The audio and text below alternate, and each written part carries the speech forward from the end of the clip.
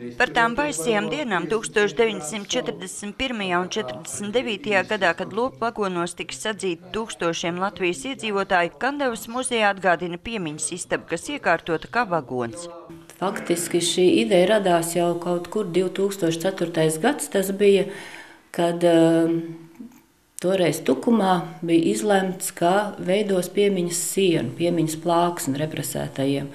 Un Pēters Briedz, kas mums ir represēto apvienības vadītājs, un arī tāds Kārlis Busenbergs, kas bija ļoti aktīvs šajā biedrībā. Viņi kā valdes locekļi brauc uz Tukumu un klausījās šīs te idejas.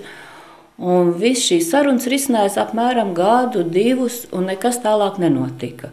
Un tad viņi beidzot nolēma, viņi saka, kāpēc mums vajag Tukumā mūsu represētos, šo te piemiņas sienu, ko mēs nevaram sagaidīt. Varbūt, ka varētu tepat Kandavā, nebūtu tik tālu jābrauc arī piemiņas pasākumos. Vai jums arī ir tā sajūta šobrīd, ka mēs stāvam tā kā vilcienā?